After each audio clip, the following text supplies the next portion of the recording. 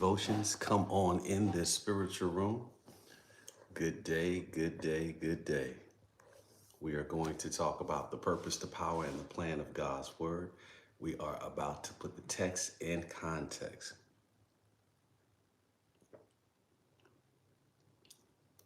This tea is amazing.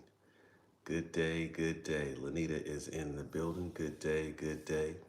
Diane is in the building. Good day, good day. What's up, TikTok fam? I see y'all. I see y'all. Minister Anthony is in the building. Tina's in the building. Good morning, Mom. Good morning, Mom. Cynthia is in the building. Casey is in the building. Good day, good day. Michelle is in the building. Sharif is in the building. Earl's in the building. Miss Kim Lee is in the building. I see y'all TikTok fam. I see y'all IG fam. Misha is in the building. Love you, Mom. Do me a favor, put a heart in the chat for my mom. Somebody put a heart in the chat for me. I am super excited. Magic Touch is in the building. Cynthia's in the building. Good day, good day. Mr. Jackson's in the building.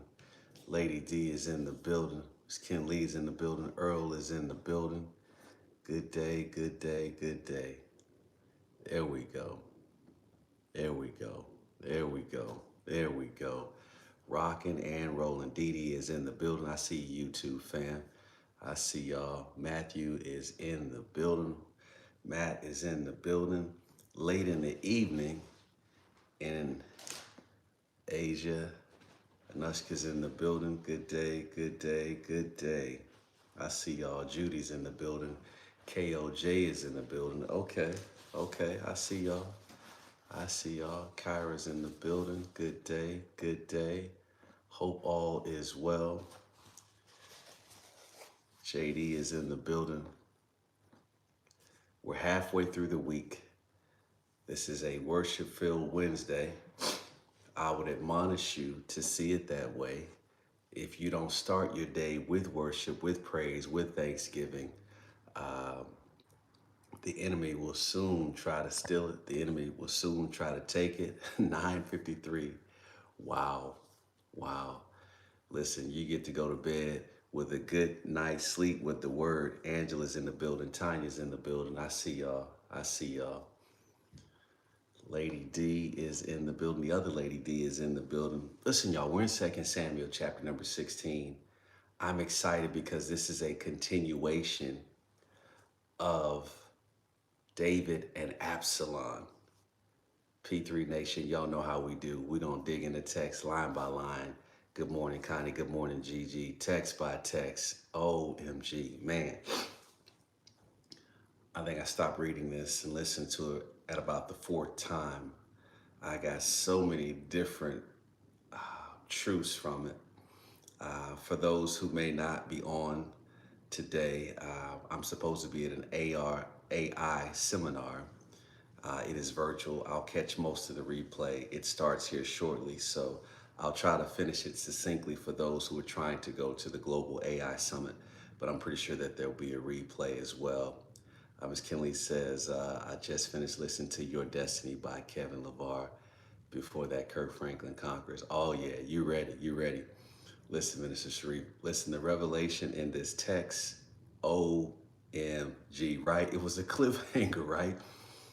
And I don't even know that this chapter finishes all of it because the beef was so heavy between David and his son that it carries throughout the next several chapters. Sometimes you can have a beef and an unresolved issue in your family and it does not go away easily. Maybe we're talking about David, AB, Nicole, but maybe we're talking about us.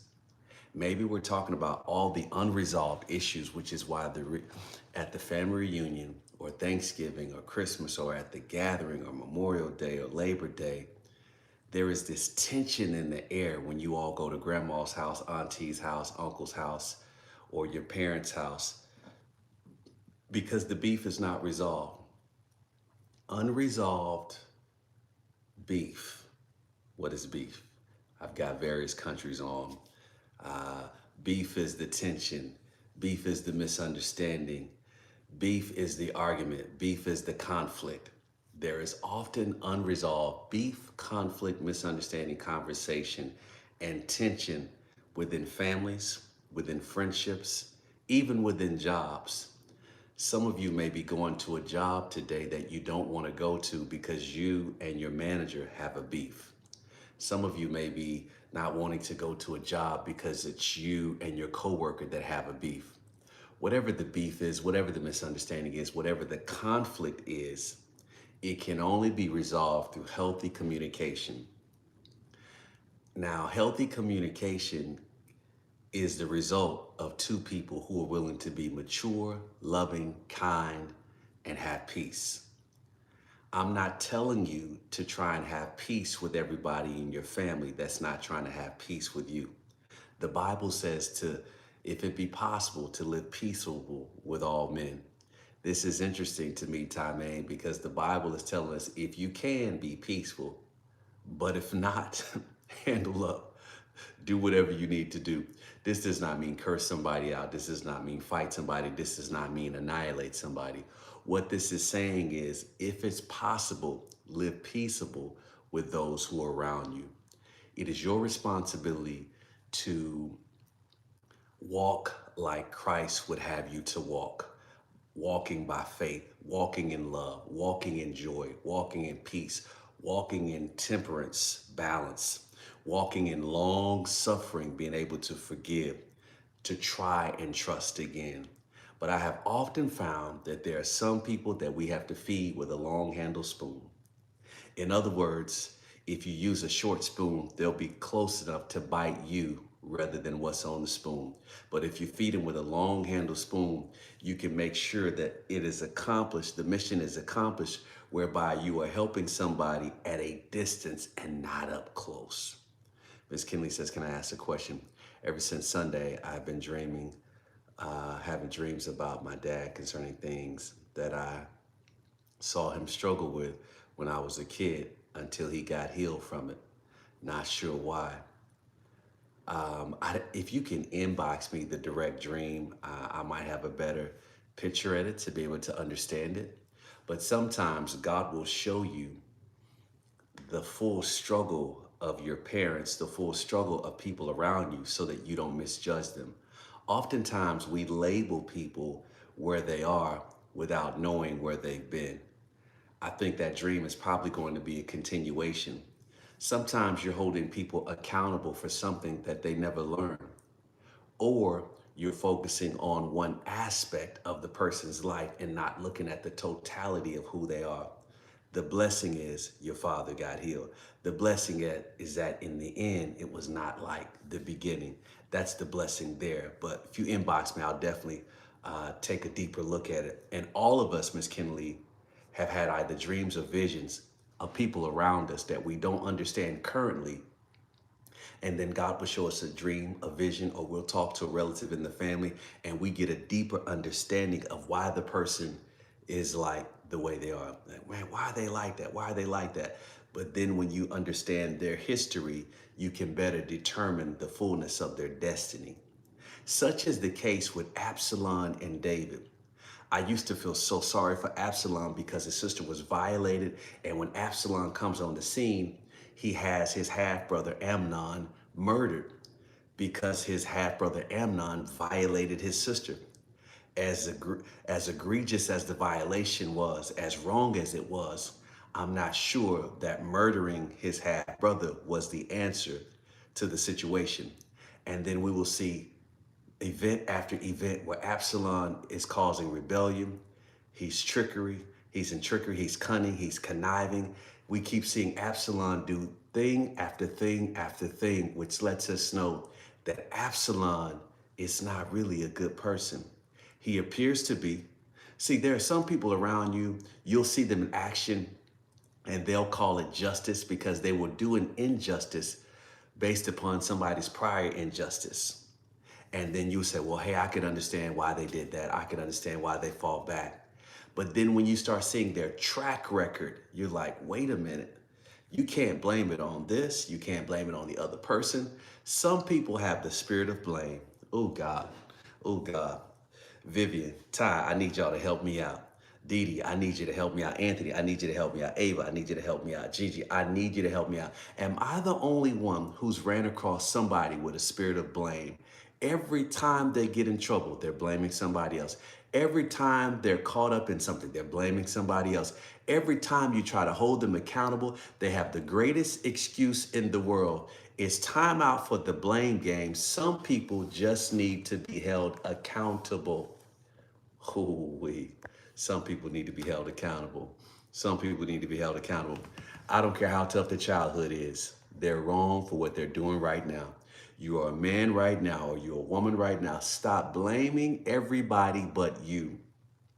There are people who are experts at blaming. There it is. Come on, Mr. Anthony. It's the Adam mindset. Lord, it was this woman you gave me. All the while, Adam, you saw the snake talk to your woman. That's lesson number one. You never let a snake talk to your woman.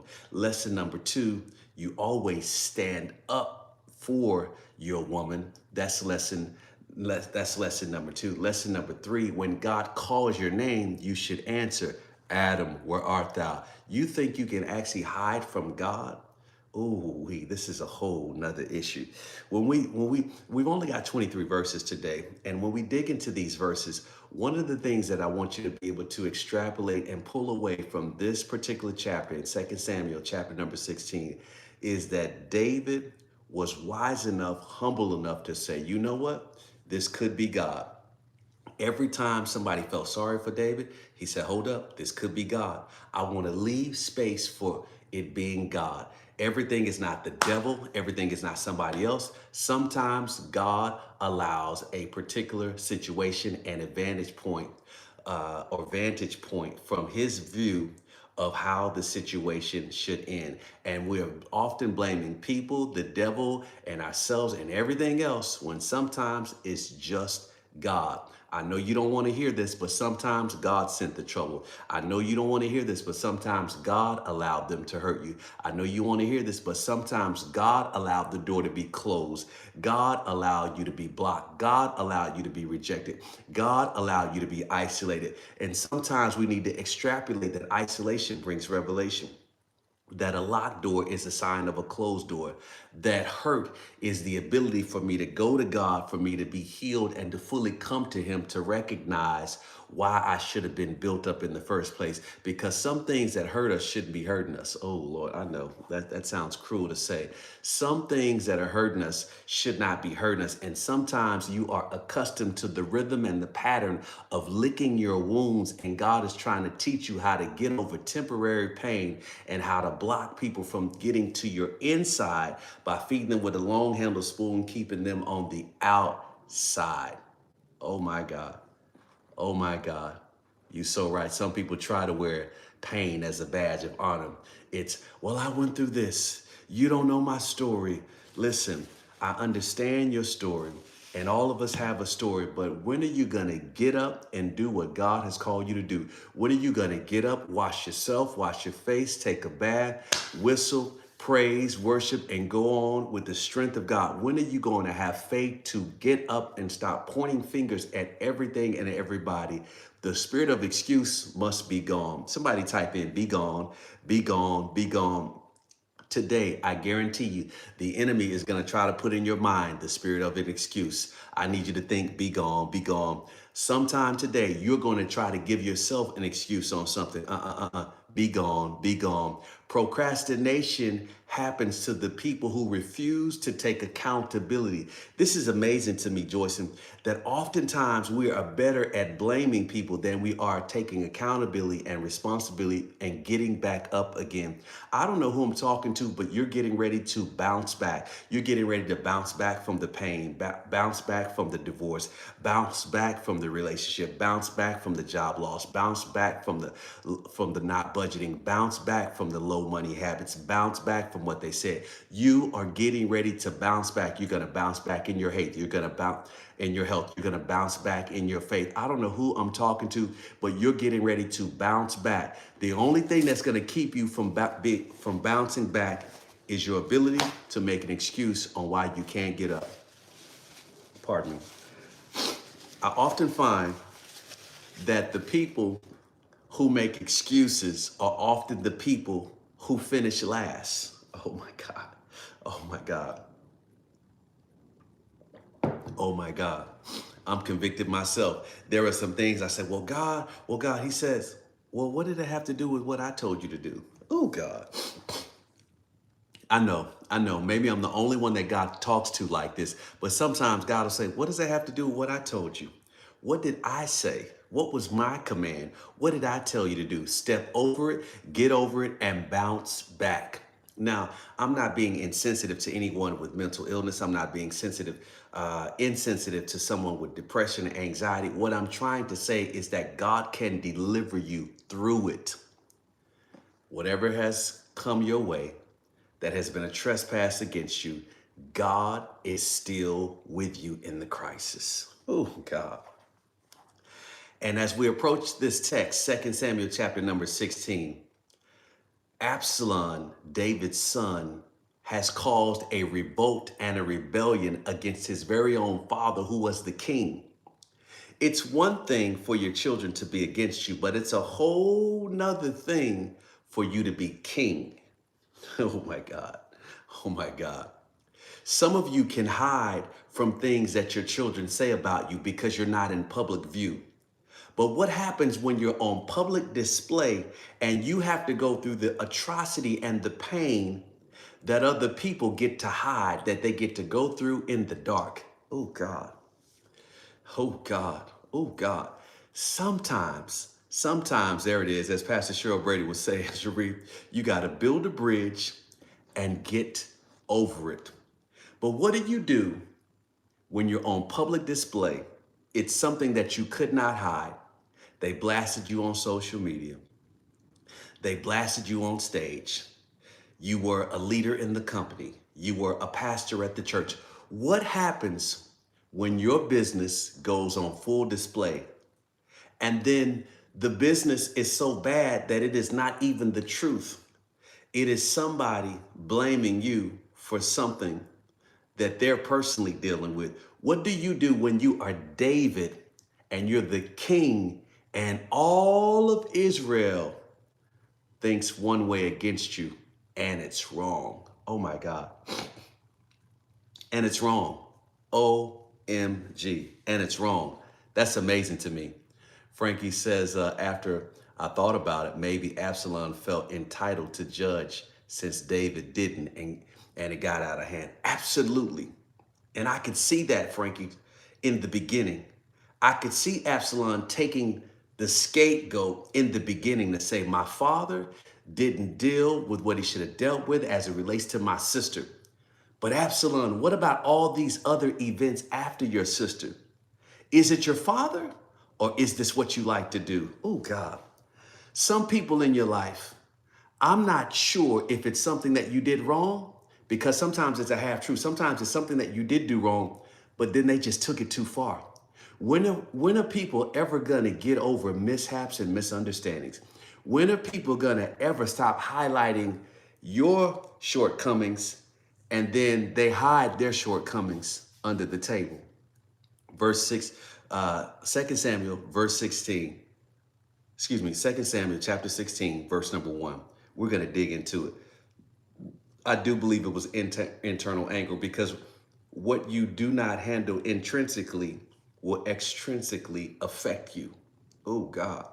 There is a certain amount of value we should have internal, but if that value is not dealt with on the inside, it's going to make its way on the outside of us.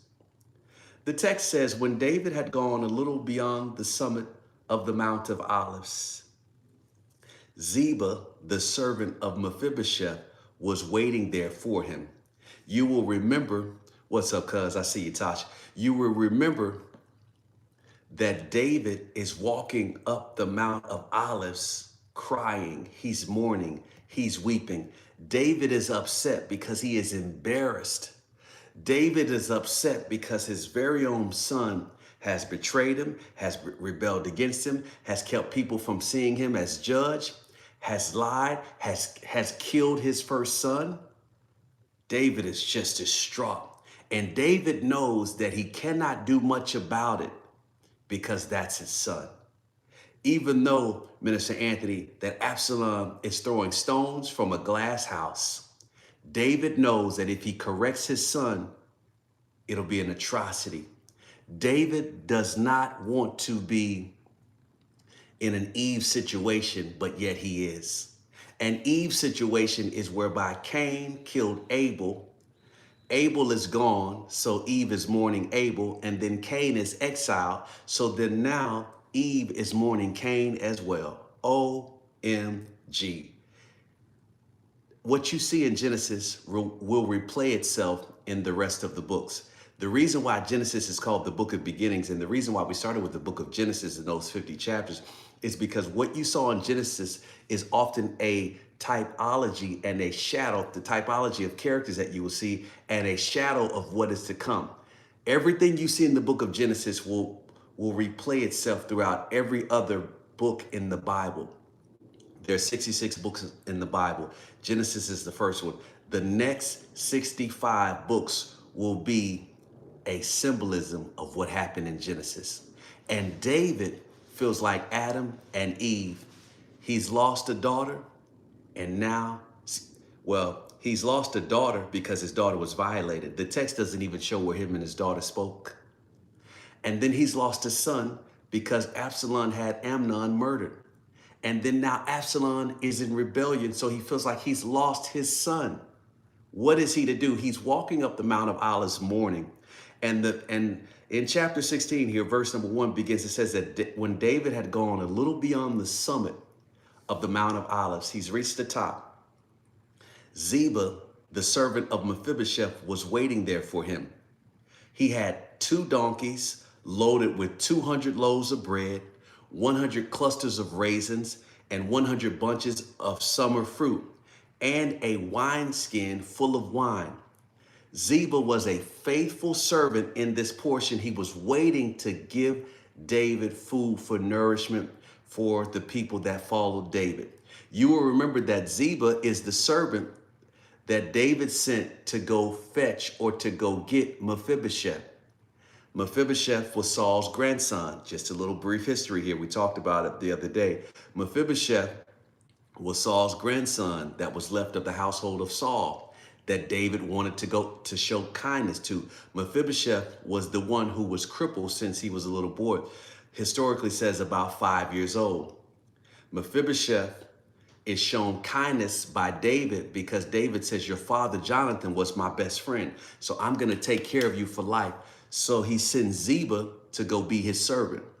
So this same Ziba is now serving David and brings David 2 donkeys. Not only does he bring David 2 donkeys, he brings David 200 loaves of bread, 100 clusters of grapes, 100 bunches of summer fruit, and a wineskin full of wine. This first verse here in 2 Samuel chapter 16 starts out by David being strengthened and restored and prepared for everything he needs.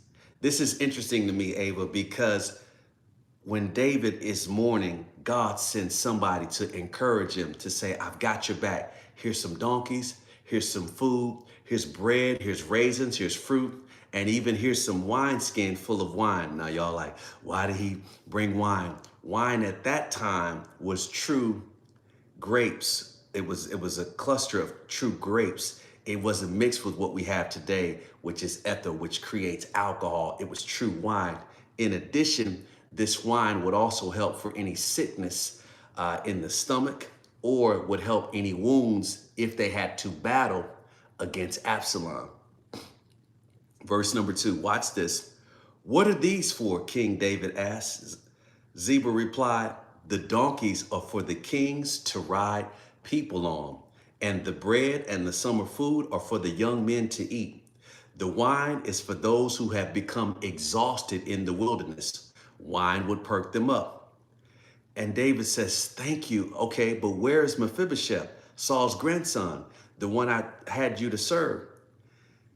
Ziba says, he stayed in Jerusalem. He said, today I will get back the kingdom of my grandfather Saul. Ziba tells David that Mephibosheth, watch out there, Pastor Frank. Ziba tells David that Mephibosheth did not want to come. This is amazing to me because scholars will debate this. I'm going to give you the skinny on this. David is like, thank you, Ziba, for bringing the 2 donkeys, the 200 loaves of bread, the 100 clusters of raisins and the grapes and the summer fruit. He says, but where is Mephibosheth? I left you to serve Mephibosheth. Where is he? He said, Mephibosheth said he wouldn't come. Ziba says, Mephibosheth said, I'm going to get back my father's kingdom. Ziba was saying it in a manner that Mephibosheth was saying, forget about David. I'm going to stay here in Jerusalem and take back my father's kingdom. Now, how would Ziba take back his father's kingdom? And technically, Ziba was crippled since 5 years old. He needed servants to help him bathe and move and function. Not to say anything against anyone who is disabled, but how would he fight in battle for his father's kingdom? Many scholars, according to this text, believes that Ziba was lying, that Ziba was trying to manipulate David to be on David's side and to just say, I don't want to serve Mephibosheth anymore. This is mind-blowing to me. David, not only can he not trust his son, not only can he not trust the other tribes of Israel, the 12 tribes that his son had, that his son manipulated, David does not know who to trust. Have you ever been in a situation where you don't know who to trust? Oh, God. Talk back to me this morning, because we're going to dig into this.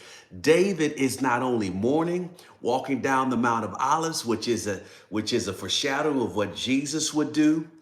David does not know who to trust. But Ziba lies to David and says, Mephibosheth, he didn't want to come. He said, forget about David.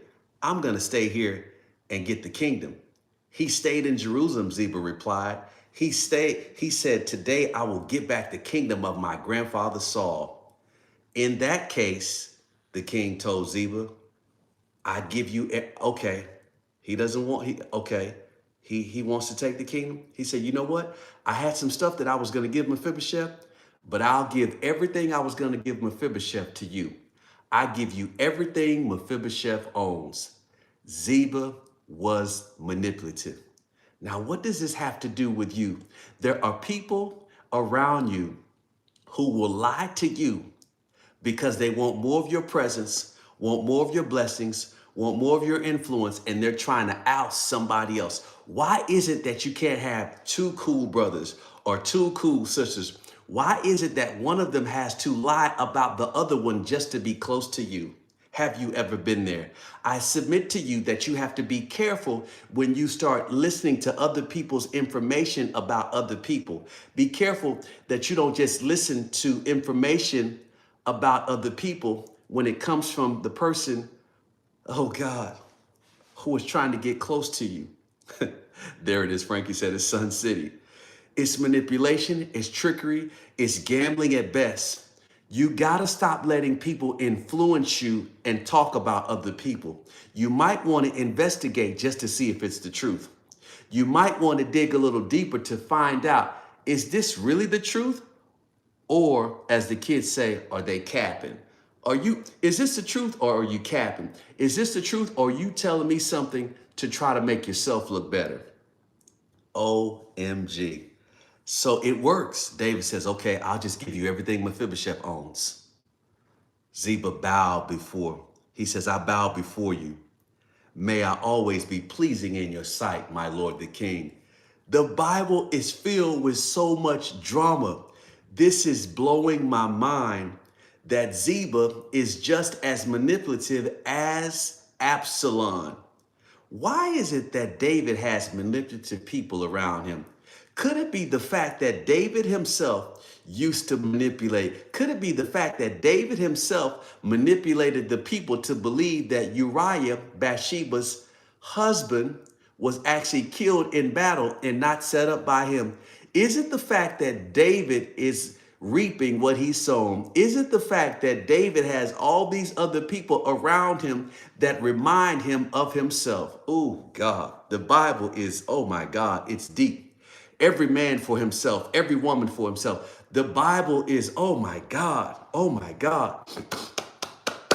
Watch this. Watch this. So it's a cliffhanger there. It's a cliffhanger. The Bible will later come back to this, maybe chapter 19 or so. The Bible will later come back to this so we can try to take a look at the truth. I had to look up some other research this morning, and the other research shows that Ziba manipulated Mephibosheth. But scholars used to believe that Mephibosheth actually turned on David. But you will actually see in later chapters that Mephibosheth was like, it's a lie. He lied on me. I couldn't move myself. I was crippled. I was handicapped. It's amazing the people that will take advantage of you when you're hurting, the people that will take advantage of you when you are disabled, the people that take advantage of people who have disability checks, the people who I'm gonna get really in the business today. The people that are taken advantage of because they can't move about like other people, the people that I have seen where their grandchildren or their sons or their daughters manipulated them for money and time and real estate just because they got older and they could not take care of themselves. This scripture comes to straighten it all out. Have you ever been there? You don't know who to trust.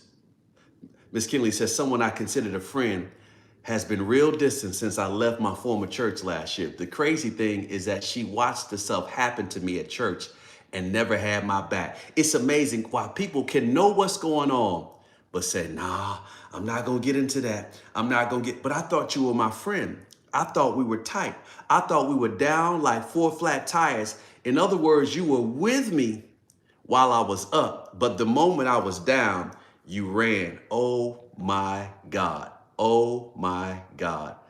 Honestly, I believe she has allowed others to get in her ear about me. So true. It's not that you and your friends aren't getting along. It's that you're getting along, and there's oftentimes other people that are in your friend's ear about who you are.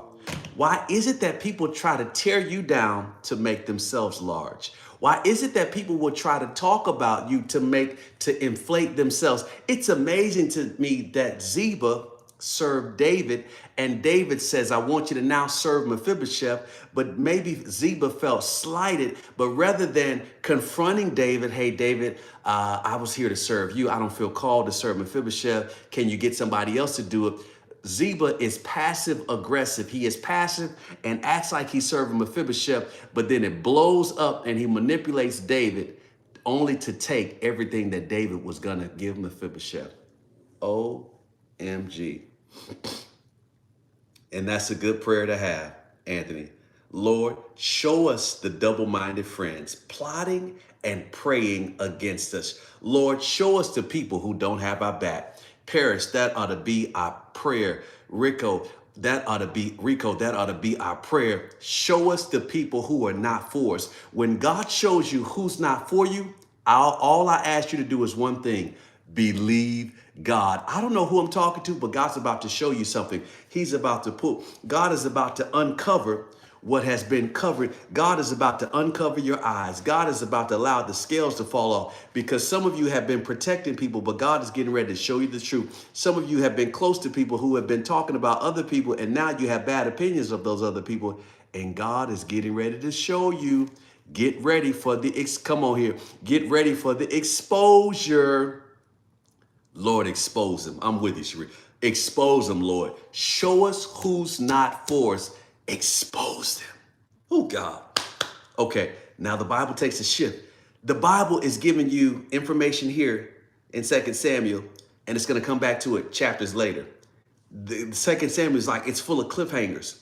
So now we're getting ready to go into another story in verse number 5. Now listen, y'all, we've only got 19 verses left. Watch this. This is Shimei.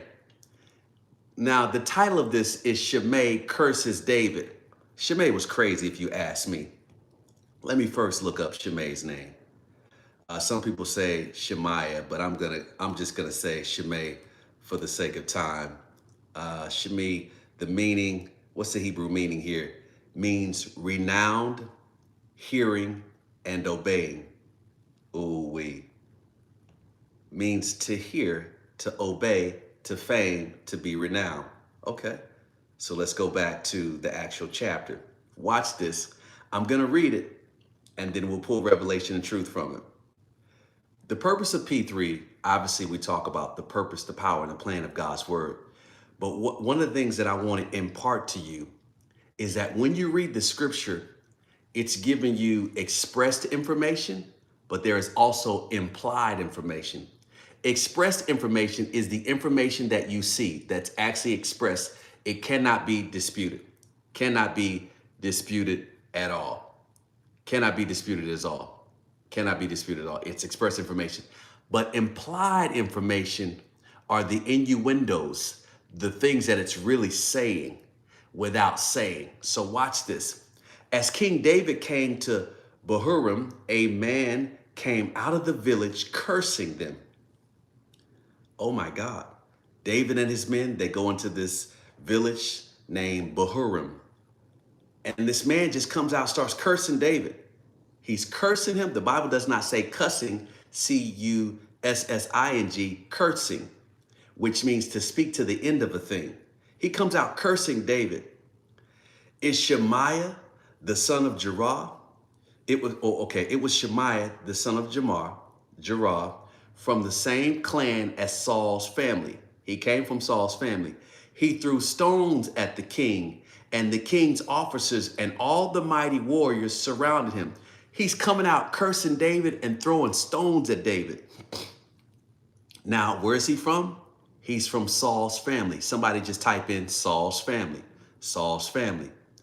Now, we think that the Bible is giving us information here and cliffhangers, but remember, Mephibosheth is from Saul's family.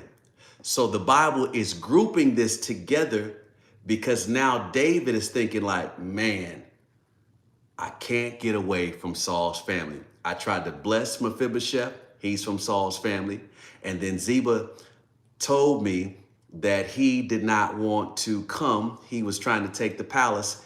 And then now here comes Shemaiah from Saul's family. Watch this. This is more believable for David to think, hey, Saul's family is from Saul's family because Saul tried to kill me in the past. He threw stones at the king and the king's officers and all the mighty warriors surrounding him. Get out of here, you murderer, you scoundrel, he shouted at David. Now, technically, David was a murderer. Technically, David had been a scoundrel because he slept with Bathsheba and he did some other things. He had multiple wives, multiple concubines. Remember, David had at least 10 concubines that he told to stay and watch over the palace, as if the concubines, they were not worth anything to him. David took the wives with him, but he told the concubines to stay and watch over the palace. He didn't even leave men in the palace.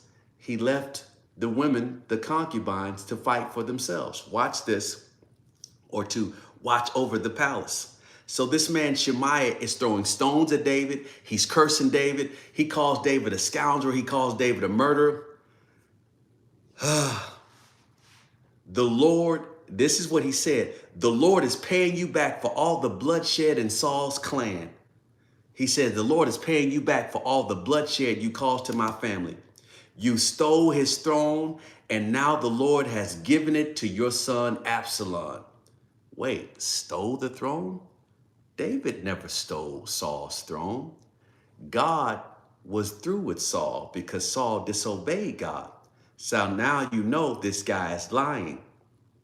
And this guy Shemaiah says, alas, you will taste some of your own medicine, for you are a murderer. Wow.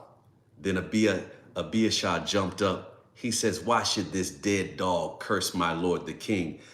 David, let me go over there and cut off his head. Shemaiah was a gangster. Let me tell you something. You need some gangsters around you. You need some people who will fight for you tooth and nail. I'm not saying that they should murder people, but you need some people who will have your back. You need some people who will fight for you. You need some people who will just flat out dig in and have your back.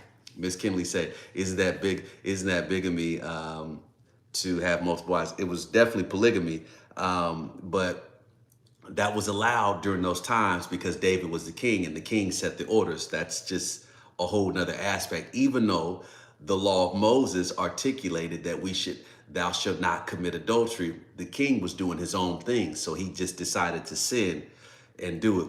But listen, Abishai says, Why should I let Shemaiah curse you? He said, David, I know we're on the run from your son Absalom, but I still respect you. Let me go over and just cut off his head. Watch what David tells Abishai. We've only got 12 more verses. Watch this. Watch what David tells Abishai. Then David said to Abishai and to all his servants, my own son is trying to kill me. Doesn't this relative of Saul have even more reason to do so? Leave him alone. Let him curse me, for the Lord has told him to do it. Oh my God. David is in deep depression. David says, perhaps, hey, this could be God. This is probably God. This is what David thinks of himself. I need to talk to every last one of you who have been holding your head down because things have been going awry in your life. I don't care what's going awry. I don't care what bad has befallen you. I don't care what kind of tough situation you're in. You do not deserve all that the enemy and people are throwing at you. Lift up your head. I don't care what you've done. I don't care who you did it with. You do not deserve to be treated like you're being treated. I don't know who I'm talking to, but this is your season to shake off haters, shake off curses, shake off stones. Shemaiah was cursing David. He was throwing stones at him, and it got into David's spirit. And David says, this is God. My own son is trying to kill me. This is a member of Saul's family. I thought I got rid of Saul and his family, and then I tried to bless Saul's grandson, and then he betrayed me because at this time he's thinking that Ziba's right, and that Mephibosheth, who's from Saul's family, is trying to betray him. You got to stop believing your situation. I don't know who I'm talking to. Oh my God. You got to stop believing your situation. I came to tell you that your situation is lying on you. I came to tell you to shake it off. I came to tell you that things might be going bad in your body, in your family, in your mind, in your money, on your jobs, or with your friends. I don't care what's going on. Do not believe what's happening in your life right now. It's about to shift. It's about to change. God is about to bless you overnight. I'm telling you, listen to the words that are coming out of my mouth.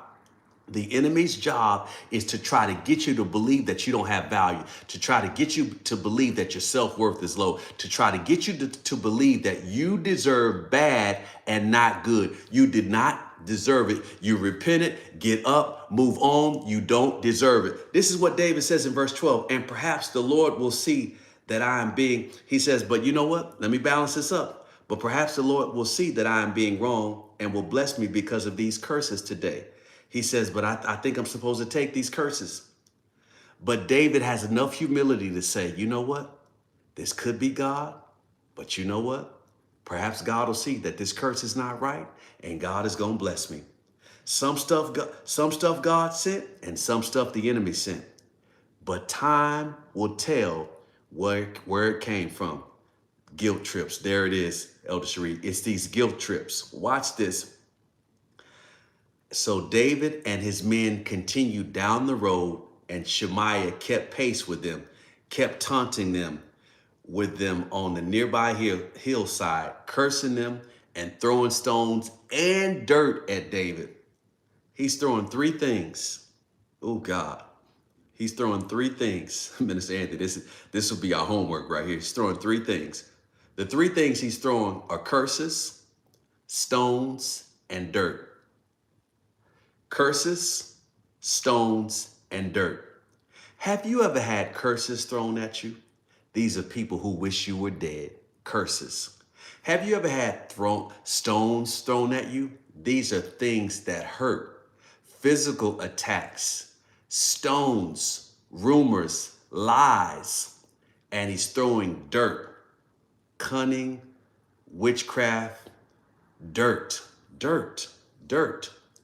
Anytime somebody's throwing dirt on you, they're trying to make you dirty so that you can believe that you're not clean. Oh God. Oh God. I wish I had time to dig into the dirt. You would think, man, this man is willing to throw. I can understand him trying to curse David because he's into witchcraft and he thinks it's going to work. I can understand him trying to throw stones at David because he's trying to get David to stop moving forward. Anytime somebody throws a stone at you, they're trying to hurt you and keep you from moving forward. But why dirt? Anytime somebody's throwing dirt on you, they're trying to get you to believe, to internalize that you're dirty. Oh God, it's the dirt. So in other words, the man had to dig his hands into dirt to throw the dirt. No wonder when the woman is caught in the act of adultery, Jesus stoops down and writes in the dirt until everybody begins to drop their stones and their curses. Oh my God, did you catch it? This verse in the Bible is an alliteration of what is to come. This is showing us that when Jesus corrects the crowd, when the woman is caught in the act of adultery, he is reversing, because he is the son of David, he is reversing that his great grandson David, all the things that he went through. This is why Jesus came to break the curse. He destroyed the curse of the stones, of the curses and the dirt, so that therefore anybody trying to throw dirt on your name, it will not work, because you are forgiven. I don't know who I'm talking to. I just need everybody to type in forgiven, forgiven, forgiven. You've been forgiven. People are throwing dirt on you because they're trying to remind you of what God has already put on the ground. They're trying to lift up what God has already put down. Oh God, they're trying to lift up what God has already put down. You can't throw dirt on me. God forgave you. You can't throw dirt on me. I confessed it to God. You can't throw dirt on me. God has restored me. You can't throw dirt on me. God has forgiven me. You can't throw dirt on me. I've forgiven myself. When people try to throw dirt on you, they're trying to get you to not forgive yourself. This man is throwing curses, stones, and dirt. And the Bible says he kept up with them step by step. He went to the hillside so he could throw it down, down. So in other words, it's almost no way that they could avoid it. They had to walk straight through it. Imagine stones being thrown. Imagine curses being hurled in the air. They heard the curses. It's tough for them to dodge the stones because they're throwing the stones from the top of the hill. Shemaiah's throwing the stones from the top of the hill.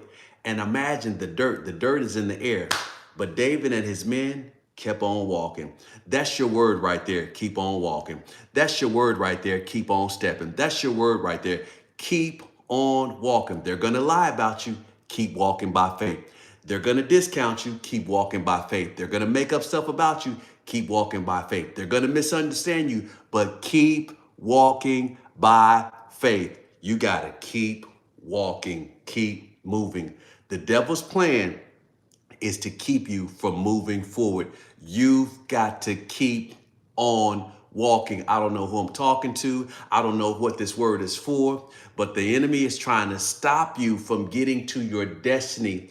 There is a great future ahead of you, but if you stop now, you will not make it. But you got to keep walking. They're cursing you, but keep walking. Some of you, they're cussing you out, but keep walking. Some of you, they're throwing stones, but keep walking. Some of you, they're trying to throw dirt on your names, on your name, but keep on walking. Oh my God. Oh my God. They kept on walking. Verse 14, the king and all who were with him grew weary along the way. They grew weary. The Bible says they grew weary. When people are cursing you, when they're throwing stones, when they're throwing dirt on you, you're going to get weary, but you got to keep on walking. The Bible says that they kept on walking through that hillside, and then they rested when they finally reached the Jordan River. In other words, the place where they would rest would be the Jordan River. This will be the place where Jesus was baptized. This will be the place where Elijah will be fed. Oh God. Well, that's the brook. That's another brook. But this will be an amazing place where Joshua stepped his foot in the water and the water went up. The Jordan River was special. That's what the enemy's been trying to do. He's been trying to stop you from getting to a refreshing place. The devil was trying to stop David and his men from getting to a refreshing place. a place of water, a place of sustainability. You need water to hydrate you. Your body is made up of anywhere from 78 to 91% of water. The enemy is trying to keep you from getting to the water, from getting what you should drink,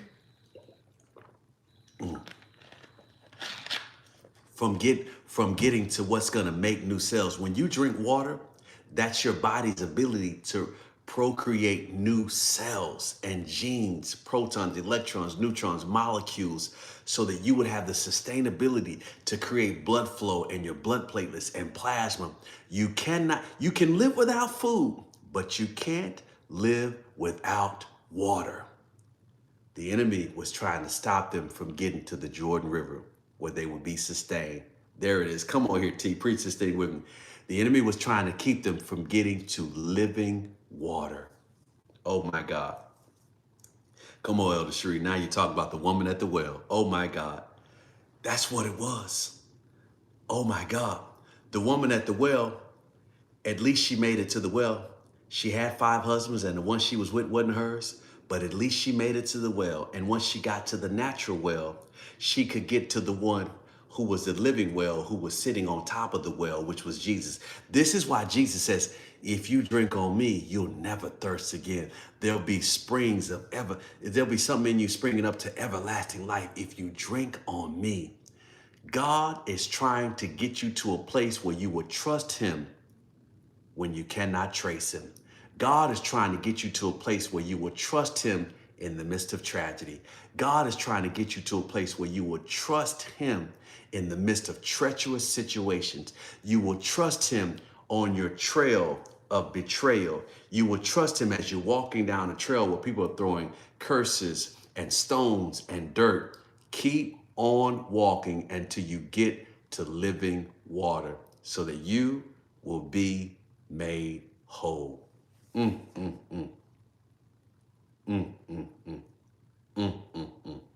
Ms. Anthony threw that text in. Will thou be made whole? It's the man who's been sitting beside the pool of Siloam for 38 years.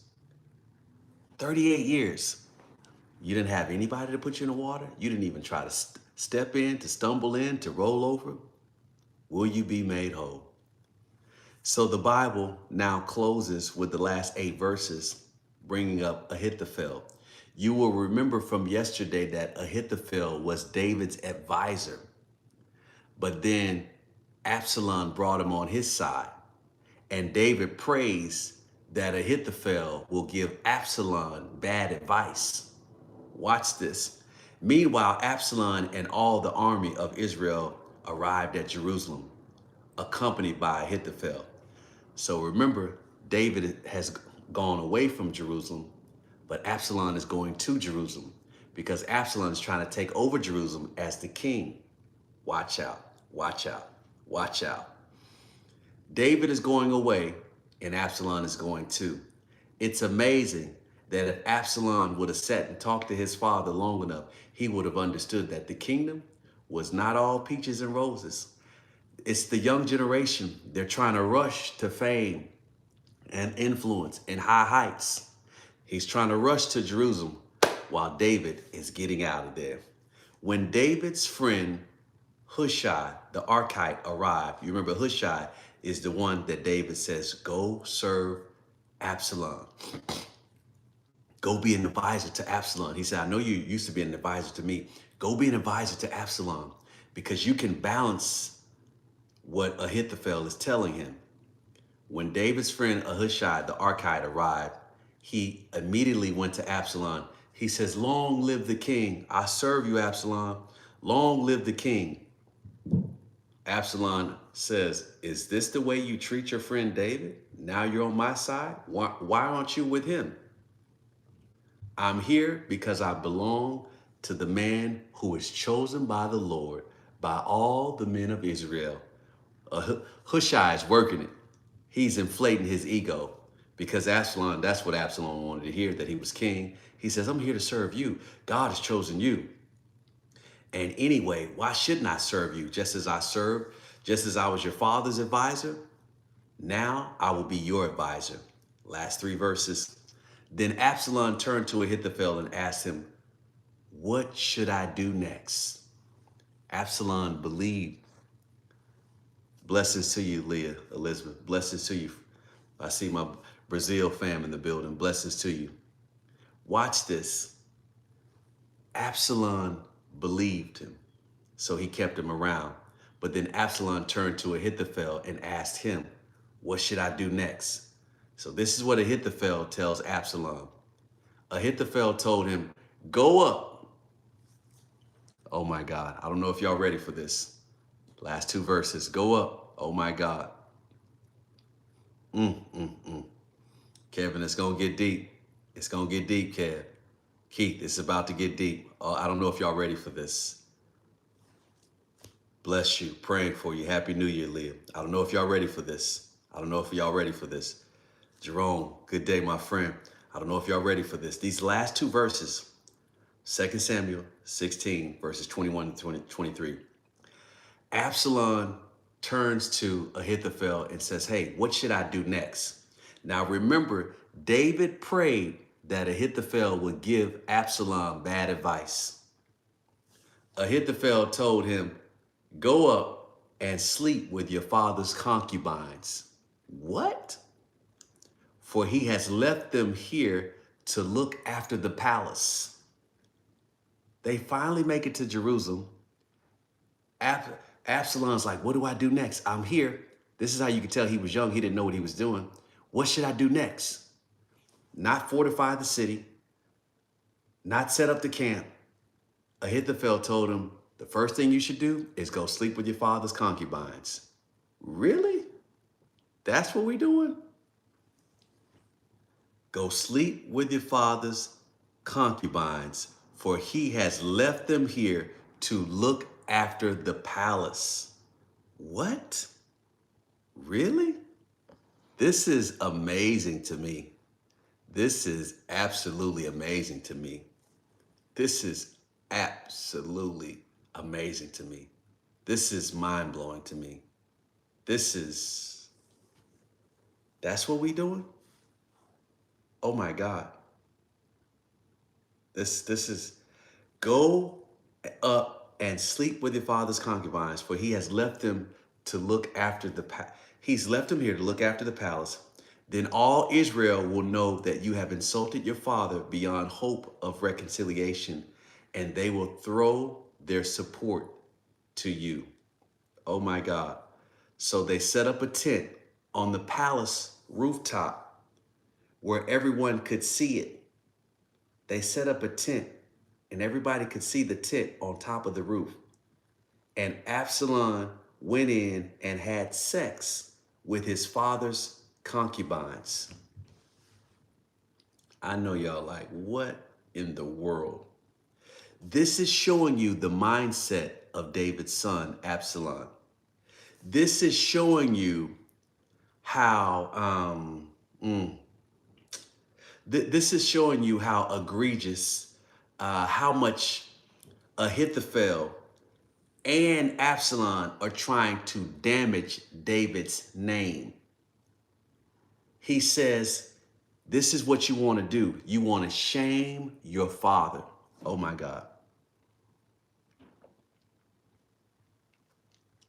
This is mind-blowing to me. This is mind-blowing to me.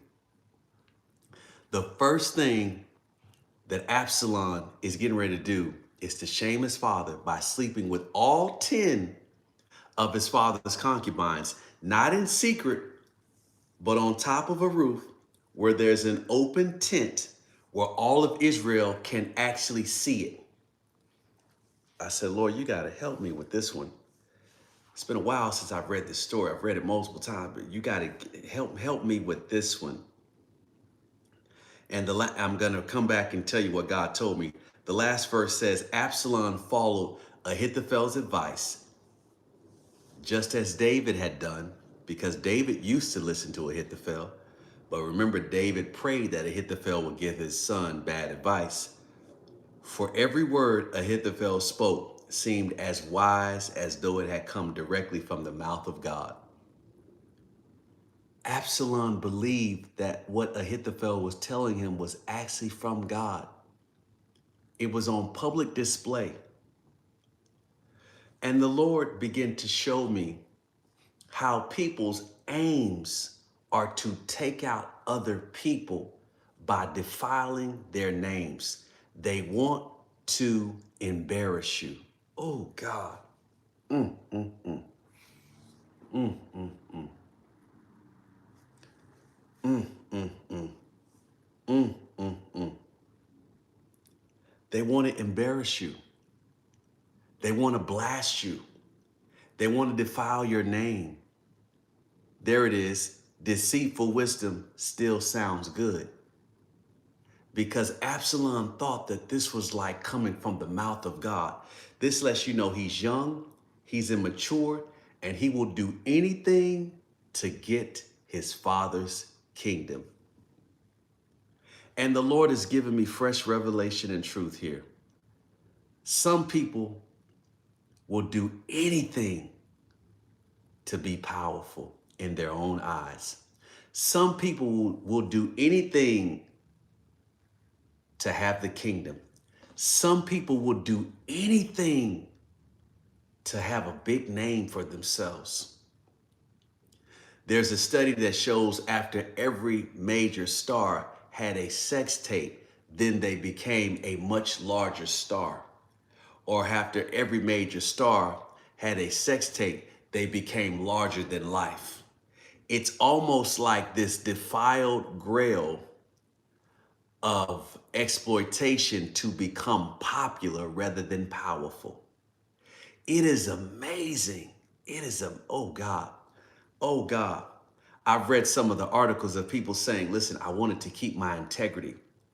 I wanted to make sure that I became famous without showing my body, without showing my toes and other things. I wanted to make sure that I became famous without going through the rituals that the world wanted to put me through. Mm, mm, mm. Lord have mercy. As I'm speaking this, some of you see names, some of you see faces. I'm tempted to say something, but I will not blast people like that. But oh my God, all I have to do is read this text and explain what God gave me, and I'm pretty sure you can see names and you can see faces. It seems like Absalom's spirit is present today.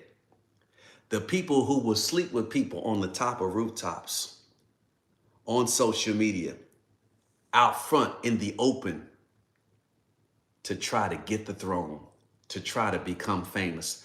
Our world is like Israel at that time. Oh my God. Oh my God. What does this say about the state of Israel? That Ahithophel could give Absalom this type of advice and Absalom actually obey it to sleep with 10 concubines, 10 women on top of a roof where everybody could see. And then the Lord began to give me revelation this morning. He said, remember that David saw Bathsheba bathing on top of a roof. Now, normally everybody would not be able to see her bathing on top of the roof, but typically the king's palace was much higher than all the other houses, so he could see anybody bathing on top of the roof. Some studies show that it was not uncommon to bathe on top of a roof, but because the king had access and was not in war like he should have been, then he was idle and lustful. But this is a similarity because it is not Bathsheba bathing on the roof. It is Absalom having sex with David's 10 concubines on the roof. David did it in secret. He had sex with Bathsheba in secret. You will remember that he summoned Bathsheba. He had his men to go get Bathsheba and to sleep with her in the palace to keep it a secret. But what he kept in secret, the next generation, his son, did openly. Oh my God. It's the same shame as how David basically was shaming with Bathsheba. It's the same shame. It's just done in a different life. Once you commit sin, you cannot control how it gets to the next generation. Let me say it this way. Once you sow a seed of sin, you cannot control the fruit of that sin. Oh my God. Oh my God. Oh my God. Oh my God. All to make his name great. You're right, Earl. You're right, Earl. You get more out of it when God makes your name great rather than when you try to make your own name great. And unfortunately, come on, Ty, what goes around comes around. This blew my mind. This blew my mind. David does it in secretly with one woman, but Absalom does it openly with 10 women. This lets you know if you don't correct the sin of your household, it's going to get worse. It's going to get worse. Now, there is some debate here to say Absalom was a grown man and he did whatever he wanted to do because David repented. We know this according to Psalm 51. Lord, deliver me from blood guiltiness. I had Bathsheba's husband murdered. Deliver me from the secret sins. Against you only, Lord, have I committed this sin. A broken and a contrite spirit will thou not despise. So David repented. We see it with Psalm 51. But I could be wrong, but I don't see any scripture where Absalom actually repented. And that, ladies and gentlemen, is 2 Samuel chapter number 16. OMG, OMG, OMG, OMG, OMG, OMG. Now, tomorrow, the next chapter, we're going to get to see that the one that David sent to be his Absalom's advisor, Hushai, is going to counter the advice and going to try to give Absalom some better advice. So we'll see if Absalom is actually able to listen. But this is absolutely amazing to me that he would literally go and sleep with his father's concubines on top of a roof. And you're wondering why I'm not saying that it's everybody in the next generation. Our generation did things that they were not supposed to. But you can see things kind of getting worse and worse and worse and worse. I remember we thought it was cool at some point in junior high to sag or to pull our pants down a certain way. But we definitely didn't have our pants down our ankles. You couldn't see our bottom. We still had like long shirts or something. We wanted to look cool, more like Jordan wearing long shorts or something. There arose another generation who now the school systems had to actually put a law in place to say, if you're wearing your pants and we can see your underwear, you're actually going to be kicked out of school. This is amazing to me that these laws have to be put in place, these laws or these rules or codes of violation, because the next generation will take it to a whole nother level where it was not meant to be. In other words, sin on one level as a seed produces a harvest of a fruit that you don't want to see. OMG. Boy, you just started in the Bible. Oh my God, so true. It's, yeah. And it's one thing to do it as a kid, but it's a whole other thing to do it as a man. Absalom was a grown man. Woo! Minister Sharif, oh God, you put it in there. Oh my God. Oh my God. So true. So true. Oh my God. Didn't the law of Moses say not to sleep with your father's wife? Or did that not apply to concubines? I believe it applied to everything. It's common sense. Ahithophel knew that this would cause a great stir, that this would embarrass David beyond measure. So in other words, if you had any inkling, if you heard the rumor that Absalom was taking over Jerusalem and the kingship, you know, if you heard it as a rumor, once you saw him sleeping with his father's concubines, you definitely knew, oh no, he's king now. He's taking his father's position. Mrs. Sharif said, and unisex bathrooms now. And the interesting thing, years ago, I found this out, maybe 10 years ago, as it relates to bathrooms or what have you. I found out, first of all, I found out, now I'm not saying that there should not be male and female restrooms, and then now you'll see businesses create family restrooms as well. But I found out that in the 1800s or so and earlier on, our restrooms were actually just restrooms. They weren't divided by actual sex. So then there arose this debate now in 2014, 15, this huge debate to say that there should be, unisex restrooms. But it was actually historically, initially, it started that way. So interesting, it's an interesting debate on that. Why is 2 Samuel called Samuel and he is deceased? And this is about everyone affiliated to David and kind of Saul. I love it, Frankie. That's a really, really, really good question. I'm not sure who wrote 2 Samuel, but there is a possibility that it is written by Samuel. I have to look that up. I have to actually look that up. But that is definitely an interesting question. Let me see. Let me just actually type it in. Who wrote 2 Samuel? Let's see here. It's anonymous. Yeah, it's anonymous. But Jewish sources credit the prophet Samuel, sometimes Gad, and then sometimes Nathan. And then there are also alliterations to try and articulate that 2 Samuel is named 2 Samuel for grouping because it is all part of Samuel picking David. Samuel anointed Saul, and then he anointed David as well. So really good question there. There it is. That's so true, Minister. I forgot. There used to be one complete book. That is true. Great point. Good morning, Alyssa. Great point. So 1 and 2 Samuel, I forgot that used to be one complete book.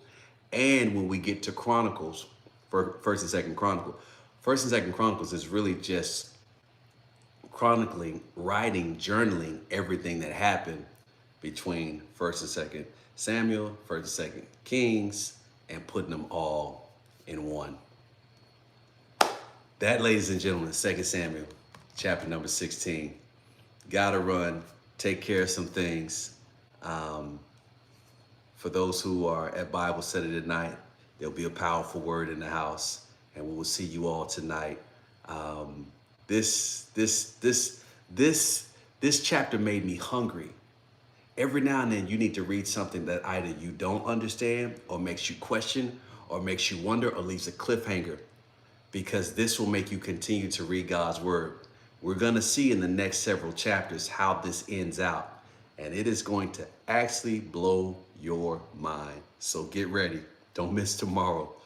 Listen, I love y'all. May the peace of God, the presence of God be on you, in you, and through you.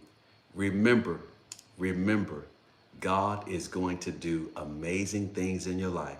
So be good to yourself and be good to everybody else. Love y'all. Peace, y'all. Have an amazing day.